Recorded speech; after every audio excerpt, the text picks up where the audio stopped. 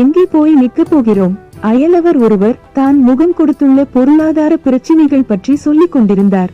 4ஆம் வகுப்பில் படித்துக் கொண்டிருக்கும் தனது மகள் தமிழ், கணிதம், சுற்றாடல், ஆங்கிலம், சிங்களம் ஆகிய 5 பாடங்களுக்கு டியூஷன் படிக்க போகிறாளாம்.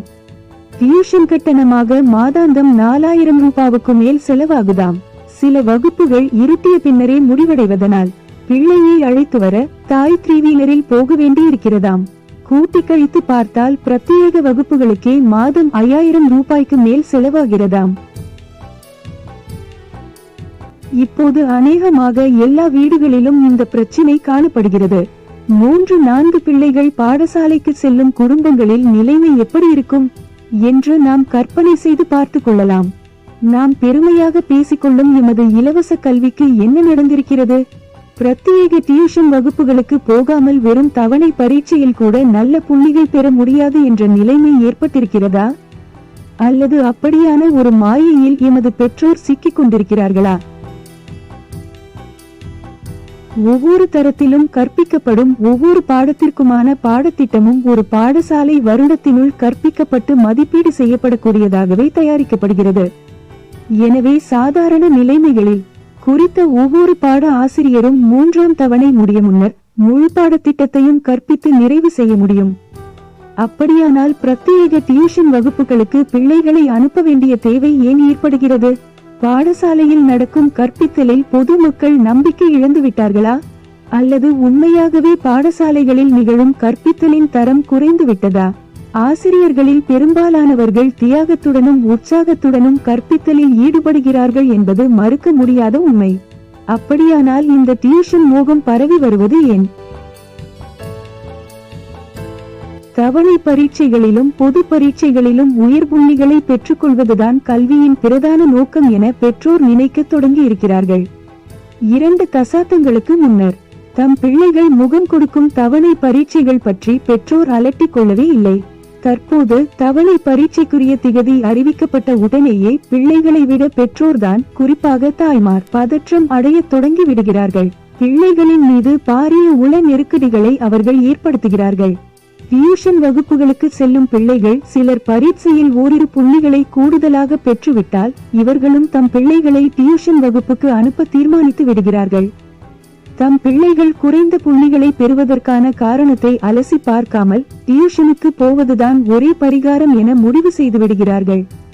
தம் பிள்ளைகளை டியூஷனுக்கு அனுப்பாவிட்டால் நம் பிள்ளைகளுக்கு நாம் அநியாயம் செய்தவர்களாக ஆகிவிடுவோமோ என்று பெற்றோர் ஆதங்கப்படும் அளவுக்கு சமூக ரீதியான உளவியல் நெருக்கடிகள் அதிகரித்து வருகின்றன. சில ஆசிரியர்கள் பாடசாலையில் தம்மிடம் கற்கும் மாணவர்களுக்கு தாமே பிரத்யேக டியூஷனையும் வழங்குகிறார்கள். இது நேர்மையற்ற மானக்கேடான செயல் என்பதை அவர்கள் உணர்வதில்லை. இப்படியான ஆசிரியரிடம் டியூஷன் போக தவறினால் வகுப்பில் தம் பிள்ளை பாதிக்கப்படலாம் என பயந்து பெற்றோர்கள் அவரிடமே பிள்ளையை டியூஷனுக்கு அனுப்புகிறார்கள்.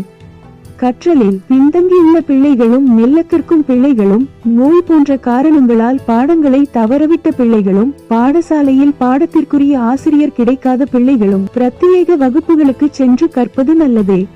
எனினும் தரம் 1 முதல் 8 வரையான வகுப்புகளில் கற்கும் சாதாரண திறமையுள்ள பிள்ளைகளையும் கெட்டிக்கார பிள்ளைகளையும் டியூஷன் வகுப்புகளுக்கு அனுப்புவதனால் ஏற்படும் நன்மையை விட மறைவான பாதிப்புகளே அதிகம்.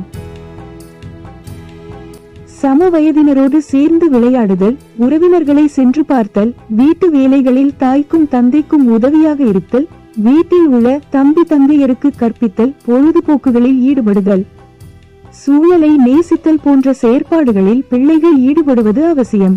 பாடசாலை, ஞாயிறு சமய வகுப்பு, டியூஷன் வகுப்புகள் என நாள்தோறும் காலம் கழிவதனால் மேற்சொன்ன செயற்பாடுகள் எதிலும் ஈடுபடும் வாய்ப்பு பிள்ளைகளுக்கு கிடைப்பதில்லை. இதன் விளைவாக அவர்களது ஆளுமை சமநிலையற்றதாகவே விருத்தியடையும். இதே போக்கில் நாம் சென்றால் காலப்போக்கில் எமது இலவச கல்வி அர்த்தமற்று போய்விடும். பாடசாலைகள் செல்லா காசுகளாக மாறிவிடலாம். ஒரு பிள்ளையை சமூக பொருத்தப்பாடு கொண்டதாக மாற்றும் பாரிய கடமையை பாடசாலைதான் செய்ய முடியும்.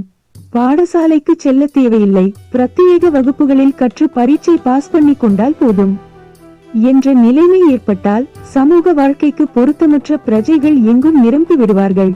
பிரத்யேக வகுப்புகளின் மீது பெற்றார் காட்டும் அதீத மோகம் பாடசாலைகள் தம் முக்கியத்துவத்தை இழப்பதற்கும் நல்லாசிரியர்கள் மனம் முறிந்து விரக்தி அடைவதற்கும் காரணமாக அமையலாம். வெறுமனே அறிவை மாத்திரம் சுமந்த பண்டிதர்களை உருவாக்கி விடுவதனால் சமூகம் பயனடைய போவதில்லை என்பதை நாம் உணர வேண்டும். இதுவரை நான் வாசித்த எங்கே போய் நிற்கப் போகின்றோம் எனும் எழுத்தாக்கம் அரும்பு என்னும் பொது அறிவு சஞ்சிகையை வெளியிட்டவரும் பலாலி ஆசிரியர் கலாசாலையில் பயிற்சி பெற்ற முன்னாள் ஆசிரியருமான ஹாபிஸ் இஸ்ஸதீன் அவர்களால் அவரது முகநூலில் பதிவிடப்பட்டதாகும். அவர் நமது கிந்துட்டை கிரியேஷன்ஸின் பிரதம ஆலோசகர் முன்னாள் ஆசிரியர் அல்ஹாஜ் பக்கீர்தீன்சேருடன் ஒரே காலத்தில் பலாலி ஆசிரிய கலாசாலையில் இருந்தவரும் ஆவார் என்பதும் குறிப்பிடத்தக்கது. ஜசாக்கல்லாஹ் ஹைரன். ஹாபிஸ் இஸ்ஸதீன் அவர்களுக்கும் கேட்டுக்கொண்டிருக்கும் உங்களுக்கும் தொடர்ந்து எங்கள் பதிவுகள் தேடல் சிரமமின்றி உங்களை அடைய வேண்டும் என்றால் சப்ஸ்கிரைப் பண்ணுங்கள், லைக் பண்ணுங்கள். இனி வழக்கம் போல ஒழுங்கமைப்பு அஹமட் சரீர், ஆலோசனையும் ஒலிப்பதிவும் அல்ஹாஜ் பக்கீர்தீன்சேர், தயாரிப்பு கிந்துட்டை கிரியேஷன்ஸ். இன்ஷா அல்லாஹ் இதே போன்று இன்னொரு பதிவிலும் சந்திக்கும் எதிர்பார்ப்புடன் நான் கிந்துட்டை பர்ஜுமா டீச்சர்.